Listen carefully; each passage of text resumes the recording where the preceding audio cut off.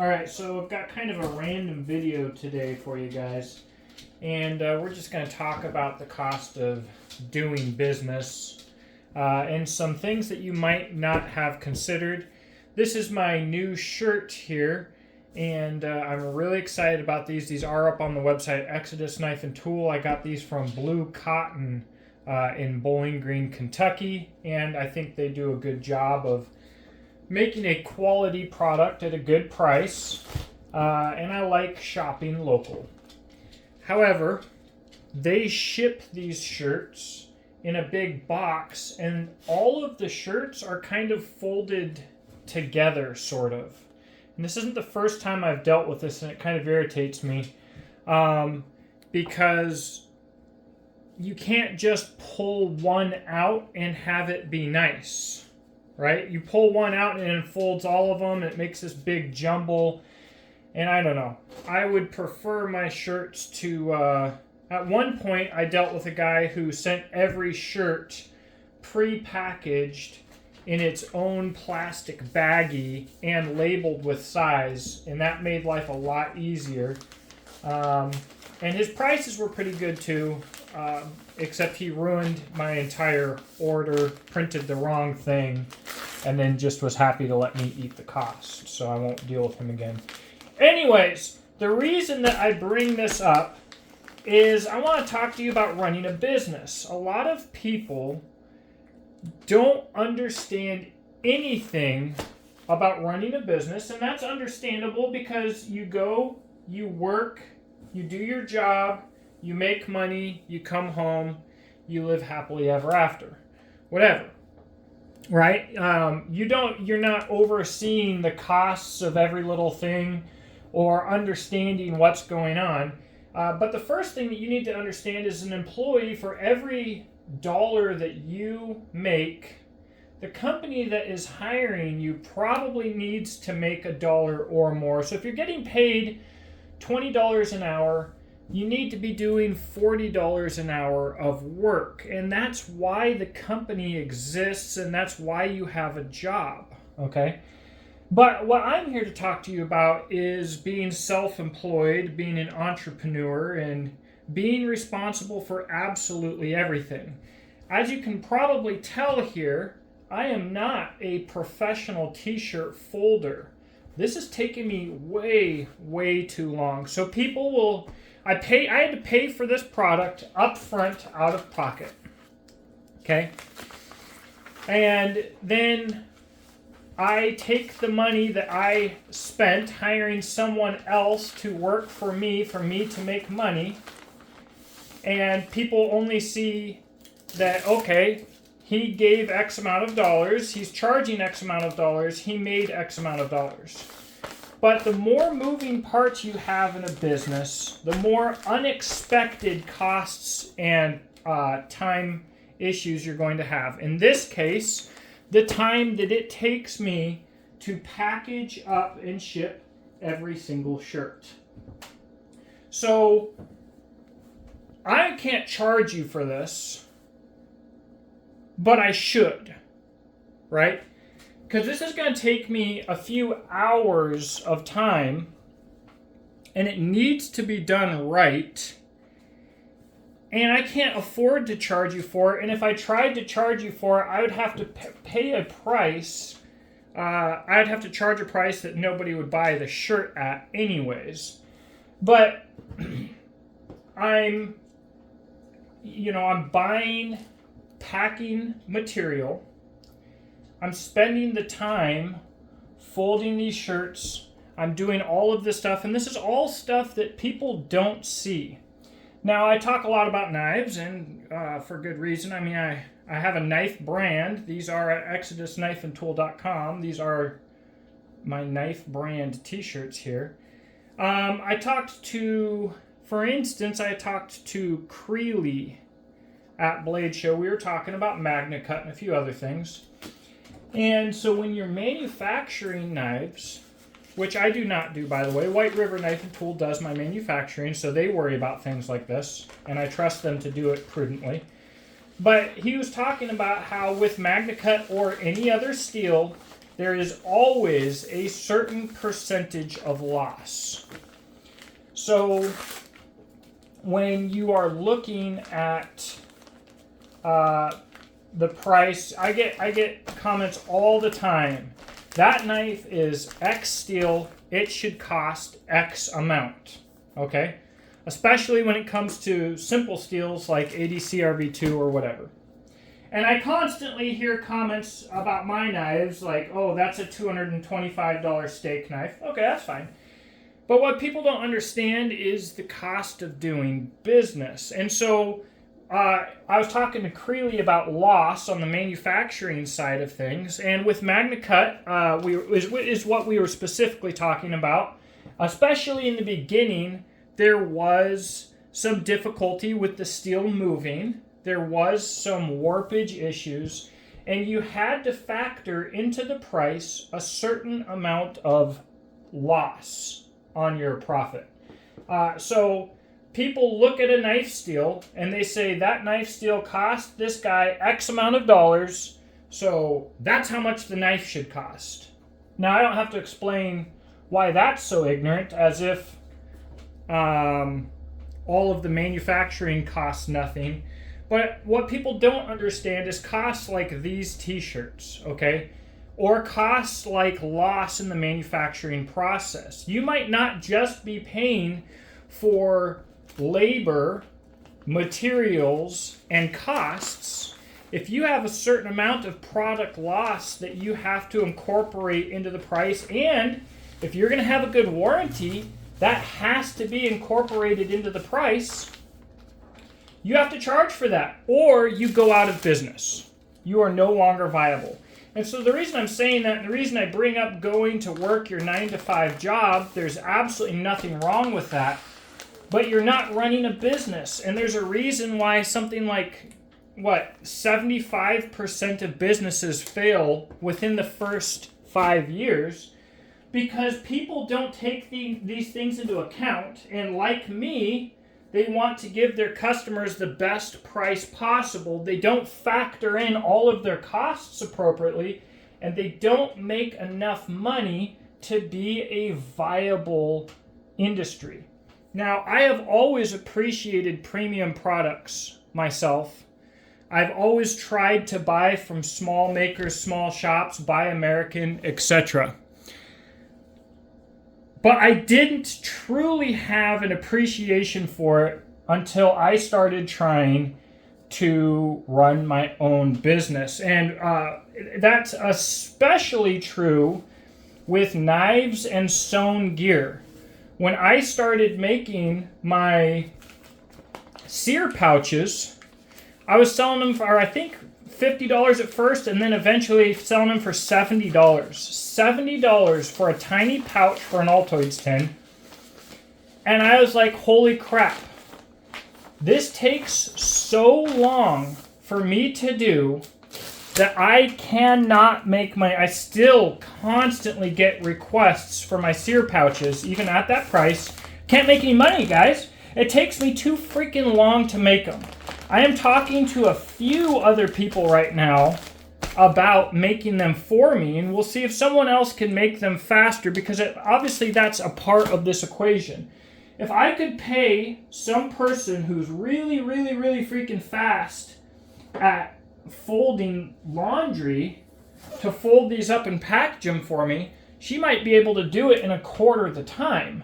But I would have to be selling enough product and making enough money to be able to afford to hire her or him. That's never going to happen. I'm never going to move. I don't think I'll ever move that much product. I shouldn't say never, but it seems highly unlikely to me. So I will be stuck if I buy from Blue Cotton and they continue to package like this, which I'm going to talk to them about because I don't appreciate it. Then I'm going to have to realize that I'm going to have to spend, a quarter each on my poly mailers, and I'm going to have to sit down and take a few hours pre-packaging these all up. And they, by the way, they need to be pre-packaged because I ship them from my home. So if I don't pre-package these, I could potentially get dog, cat, goat hair on them, dirt, spider webs, dust. Who knows what I could potentially get on these, and I don't want to do that to people. So I want to pre-package them so that they can get them in the new condition that they deserve when they buy a new product. So there are all these things to consider, guys. Like, I especially used to cringe when it was time to go and buy reams of paper and printer ink for my labels and my packaging and stuff. You know, my shipping. I get cheaper shipping by using stamps.com so I can ship from my home, but I have to pay for stamps.com for that membership every month as well. Like, all these things you have to take into account, and every single thing costs money, you know. And all of that, if you're going to run an appropriate business, all of that needs to be taken into account. It doesn't matter what you are doing.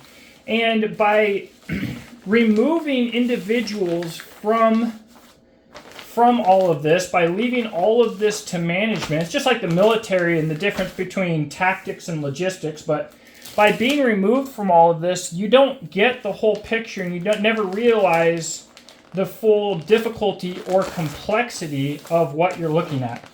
And so where this is really crazy to me, again, going back to the knives, and again, going back to the cost, I had a commenter say, that knife is 80 CRV2 and it should cost $80 to $120.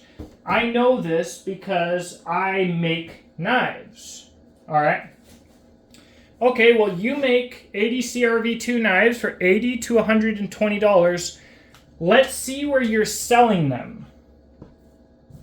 Let's see where I can buy them. Let's see that they are the quality of the knife that we are talking about. Well, this individual commenter, I'm willing to help anyone, by the way, but, you know, I don't want to throw this guy under the bus, but he reaches out to me about a month later, because I told him I'd help him. I see his knives. The finishing is pretty awful. We are not talking about a knife that is on par with the knives that I was showing in the video. And he's talking to me about finding a manufacturer for his designs. Why? Because he wants to sell knives, but he doesn't want to make them. He has realized, holy crap, this is a ton of work. It takes a lot of time. And I'm working a second job, and there's no way I could make knives full time and pay my freaking bills. I've got freaking bills that need to be paid, so I need to not only profit enough on one knife to make another knife, I need to profit enough on one knife to be able, including the sale of all of these other knives, to pay my bills, to eat food, to pay my mortgage, to feed my children and my wife. And, if he goes further down this route, he'll find out that if he wants to have somebody manufactured for him, chances are he'll probably need to have, in most cases, $20, $30, $40, $100,000 up front to get started, and all of a sudden he'll be like, oh man, I can't make a living selling knives. And you guys, custom makers, okay, that have to pay their bills.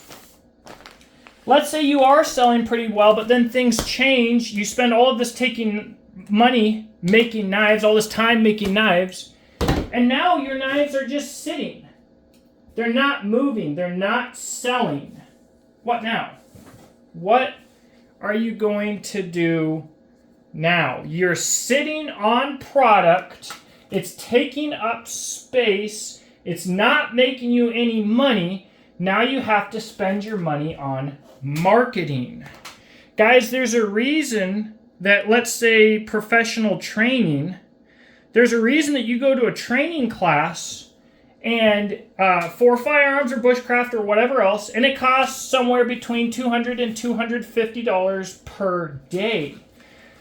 Because you wouldn't even find that training class unless they weren't spending money on marketing for you to find it. And by the way, this is why the feds and the CIA shills and everything like that get so big, because they get free marketing. Because they're CIA and they're being hired by the government to push an agenda. So the government is subsidizing their costs and they are getting free marketing. But anyways, I was talking to my brother-in-law about my classes and prices, and people think, oh, if you just lower the cost of something, you will get more customers. Negative. Nope. Generally speaking, if someone's not willing to spend $250 a day for a class that they really want, they're also not willing to spend $100 a day for the class that they really want. But you know what? They'll go spend $1,000 a month on booze and cigarettes because they really want it. And so you have to charge enough money to be able to even get product out to where people can see it. The system is designed for you to have to directly pay for sales, just like through Angie's List or whatever else, for people to find you.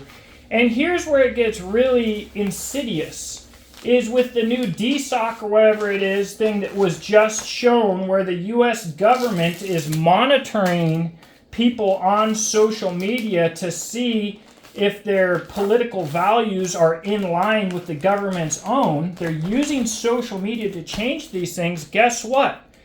If they don't like you, now you get shadow banned on Instagram.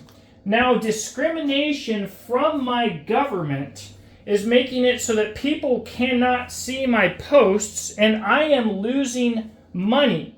Instagram, in fact, while I was verified, my customer service lady told me that my posts, which I am constantly I'm constantly banned from being viewed by non-followers, by the way. I constantly have posts flagged, and it's a new 5 posts every day. I was told that none of my posts break their rules, but if I want to work better with the algorithm, that I should just show my knives and products new in the box, not being used, and have a better chance with their algorithm. Now, they designed their algorithm. Their algorithm is not something logically that they should be able to hide behind.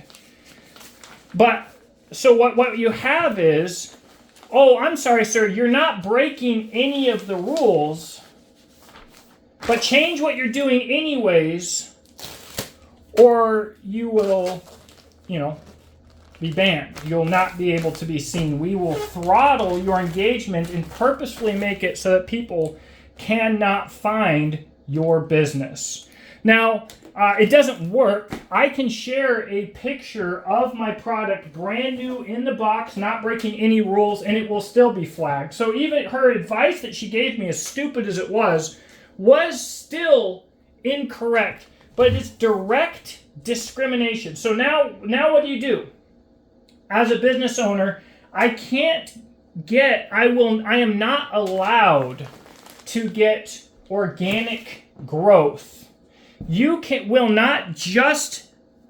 are unlikely to just happen across my content on Instagram or on any Meta, or honestly, even here on YouTube.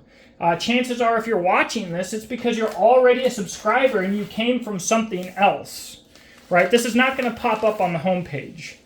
But chances are you are not going to find me, and now I have to find and or pay for alternative methods to allow people to find my product. That's crazy.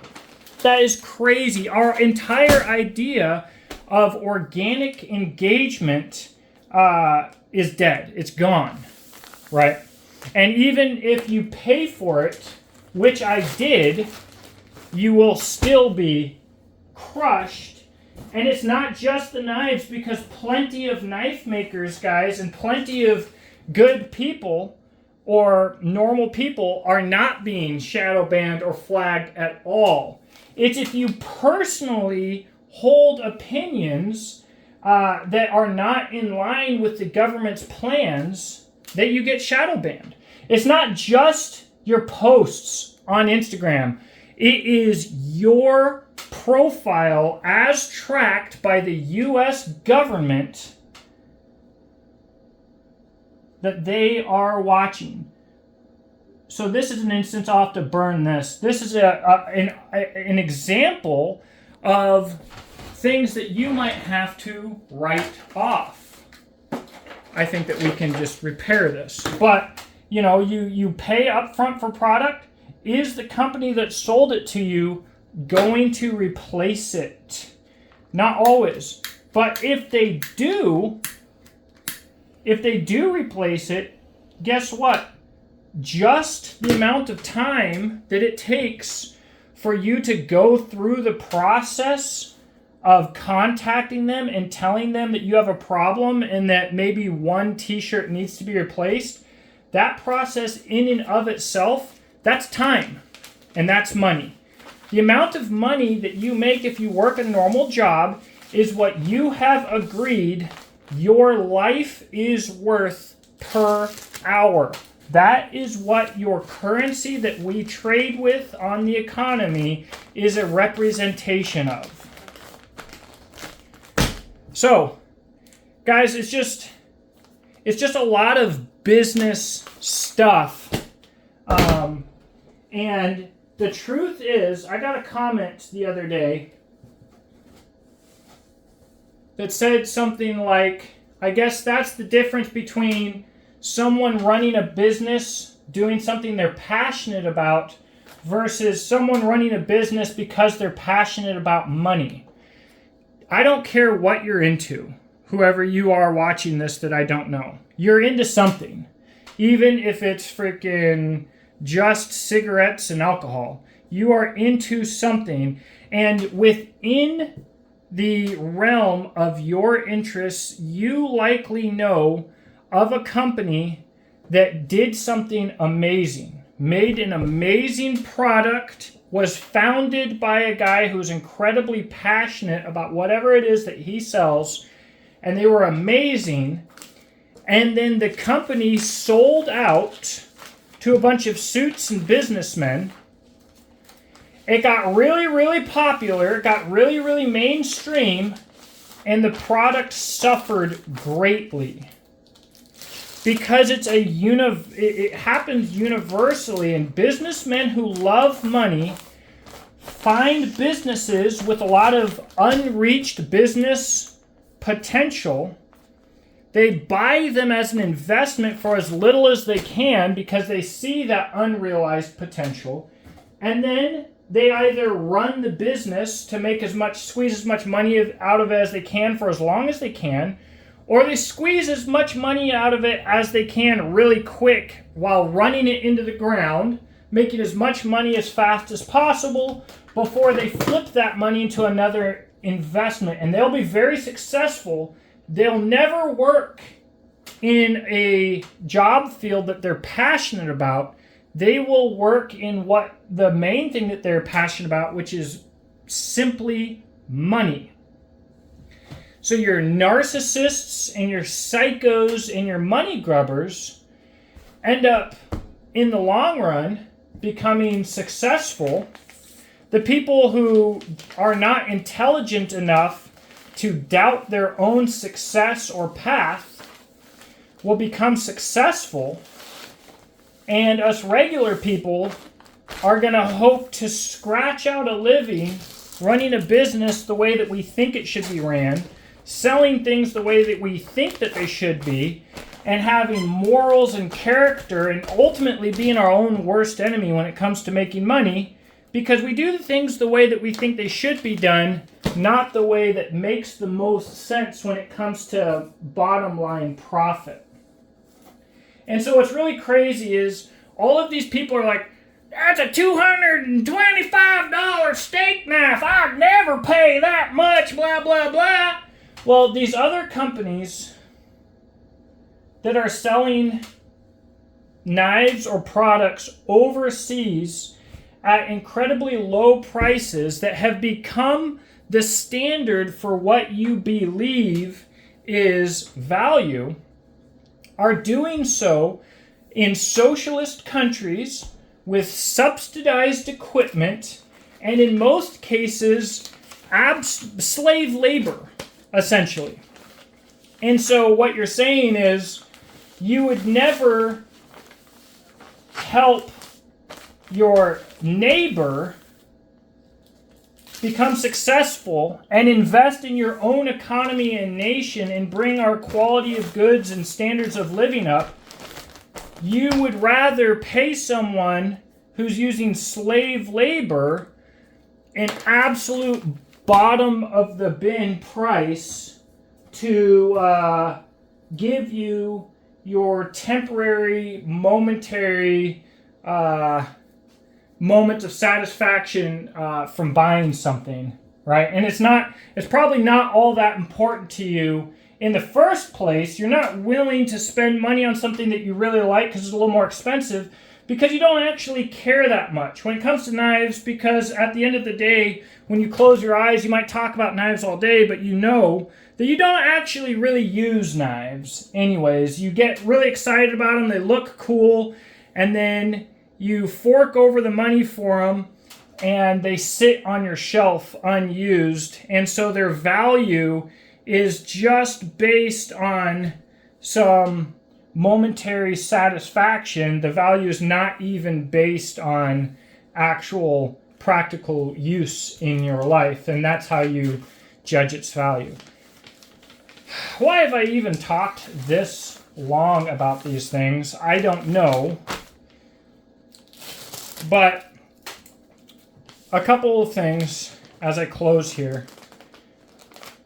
If you want to really have an appreciation for products and people and business, even if you're not going to try and pay the bills, start a business. Go buy a coffee trailer and run it on the weekends and run the numbers. Everybody who's rich that I know either has one business and multiple side investments or multiple businesses. There's one family in Bowling Green in particular that I know of that is well-to-do from doing construction and building homes. They're a really big name, but then they opened a coffee shop where they have all of their numerous children working. Really expensive coffee shop. It's really expensive to go eat there, but it's really good. And I'm sure they have a couple other businesses as well. And they're doing everything, right? And people are like, oh, man, eat the rich. They have more money than me. This isn't fair. But they're not willing to work like these people do. I've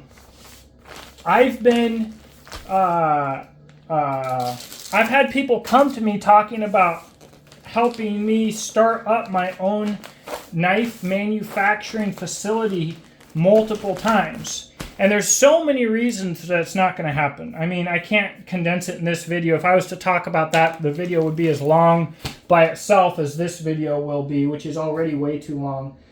But at the end of the day, White River Knife and Tool is owned by the Kaminga family. And I don't want to work as hard as those guys do. Holy crap. Those guys work like crazy. They must love their work. I truly believe that they love what they do. And I do think they're also knife nerds like me, which helps. If you're this crazy passionate about something as I am, it makes it a lot easier to put in the hours. But man, those guys, they work at the factory, they're running things, they're doing all of this stuff, they have to be brokering deals with distributors, with retailers, they're running the factory floor, and then they're going to shows, and they'll go all the way across the country to shows, and they set everything up, and they're out all day, and then they're out all night doing deals.